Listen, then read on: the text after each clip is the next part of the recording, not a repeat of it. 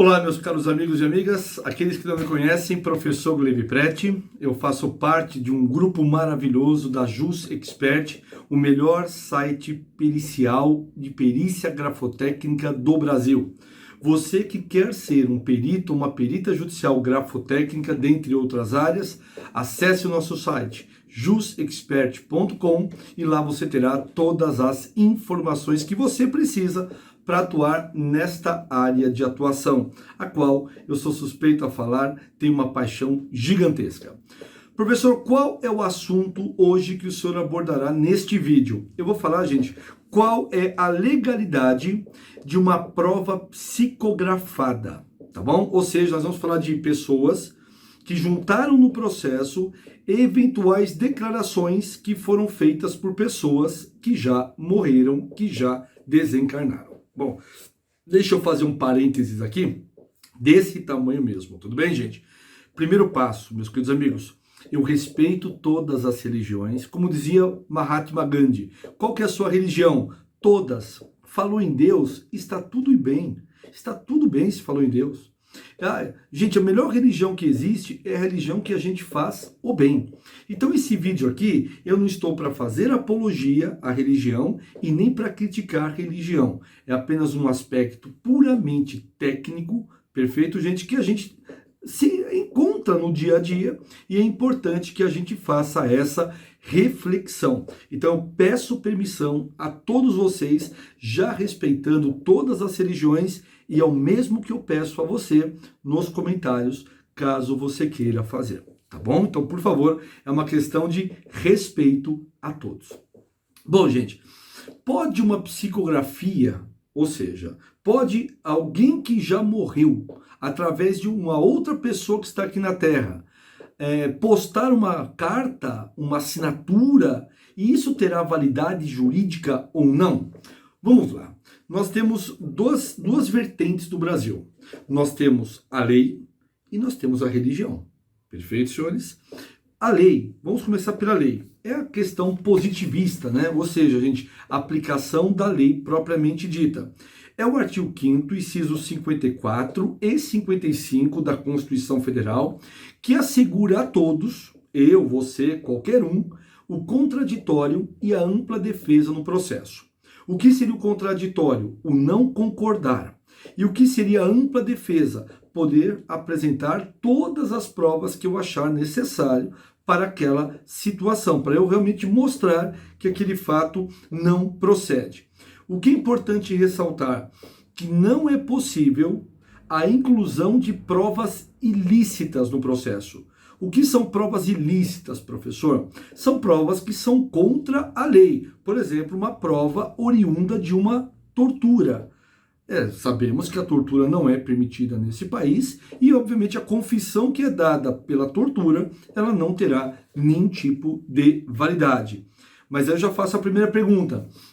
Existe algum termo na Constituição ou no Código de Processo Penal que proíbe a utilização de prova psicografada? Expressamente não. Perfeito? Já começamos por aí. Outro ponto, na própria Constituição, o artigo 93, inciso 4, ou inciso 9 da Constituição, determina que toda decisão judicial deverá ser motivada. O que é uma decisão judicial motivada, minha gente? Decisão judicial motivada é aquela que tem que sempre colocar a fonte da opinião do juiz. O juiz não pode achar apenas, eu acho isso por isso. Eu decido dessa maneira porque eu vi tal coisa. Não. Eu decido dessa maneira porque a lei determina assim. Isso é motivação. É base legislativa. Perfeito? Trazendo agora um pouquinho, tá certo? Do direito para a religião. O Brasil, ele é um país laico. O que é um país laico? Gente, não é um país que não tem religião. Não é isso, tá certo, gente? É que não tem religião oficial. Porque existem países que determinam que naquele local a religião tem que ser aquela. O Brasil, em 1988, com a Constituição, precisamente no artigo 19, determinou que o Brasil não tem religião oficial. Lembrando que eu ou você podemos ou não ter uma religião, perfeito? Podemos ou não frequentar um templo religioso, e assim sucessivamente. E aí respeito a todos, mais uma vez. Professor, tá bom. Então, diante disso, o que são provas num processo? Provas, gente, a prova, sempre o destinatário da prova é o juiz. É o juiz que tem que receber as provas. Prova testemunhal, prova pericial, prova documental, prova, enfim, seja ela qual for, perfeito? Ela tem que ser apresentada ao juiz para que o seu convencimento seja feito. Diante desta situação, quem tem que ser convencido? É o juiz. O Código de Processo Civil hoje também assegura, queridos, o chamado princípio da cooperação. O que é o princípio da cooperação? Que as partes deverão se respeitar entre si.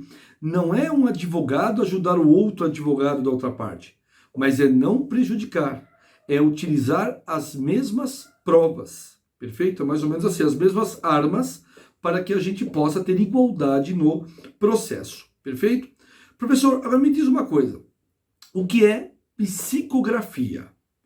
Psicografia é aquela situação em que um médium reincorpora determinada entidade e essa entidade, que é um espírito que está em outro plano, através de formas psicossomáticas, faz com que este médium escreva.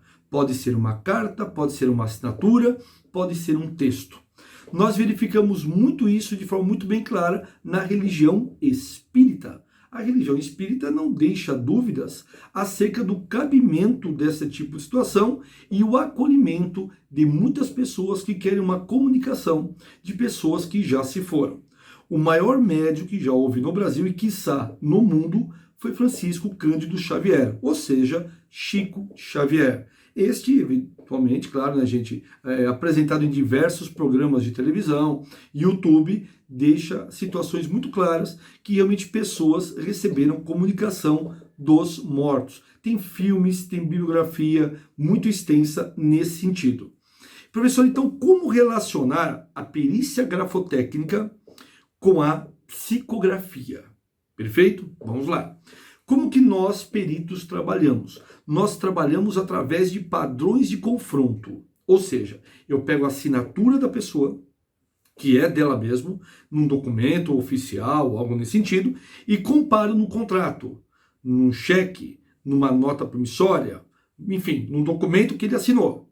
E eu faço o confronto. Curvas, pressão, altura, alinhamento, enfim, gente, o arremate, o início, ou seja, se é mais inclinado ou se não é. Então nós vamos fazer o confronto disto. Bom, aí vem aquela velha história, professor, voltando ao Chico Xavier. Em 1976, houve um julgamento muito famoso em que dois amigos estavam brincando com uma arma, ou seja, brincando com uma arma, que a arma não se brinca, não é? A arma não se pega, a arma não... Enfim, deixa para lá esse assunto. Mas eles estavam brincando com esta arma e essa arma disparou e matou o estudante. Houve, obviamente, toda a situação do julgamento e o juiz acolheu uma carta que foi escrita por Chico Xavier, supostamente do falecido, explicando exatamente os argumentos e o fato do porquê, o que aconteceu e exatamente pedindo a inocência do amigo. Muito bem.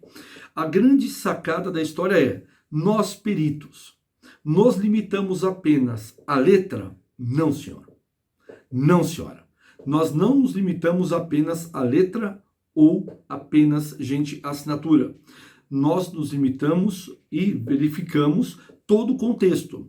Quem leu esse processo, como eu li, obviamente que é dentro da minha área, eu verifiquei que o juiz não se baseou apenas pela psicografia, mas os detalhes que estavam sendo escritas naquela carta, que batia exatamente com aquilo que o perito local desenhou. Então, o perito foi até o local para ver a cena do crime e na carta estava com uma riqueza de detalhes e sem nenhum tipo de contradição. Eventualmente, claro que essa letra tem muita semelhança com a letra da outra pessoa, mas não é apenas isto. A gente analisa todo o contexto. Então você, perito, se pegar o pé da letra, a assinatura da pessoa e a carta que foi escrita supostamente por ela, nós vamos ter diferenças na pressão, na rapidez da escrita, no papel utilizado, se é uma caneta ou se é um lápis, se é uma mesa com, obviamente, madeira ou vidro. Nós temos essas diferenças e temos que analisar. Mas verificamos também traços, curvas, ângulo e altura. Aí vem a grande sacada. Mas, professor, qual que é o segredo se nós pegarmos uma carta desta para testar se realmente é daquela pessoa ou não? Perito e perita. Você sabe que eu sigo a corrente francesa dentro da grafia e da grafotécnica. E ela é extremamente humanista e ampliativa.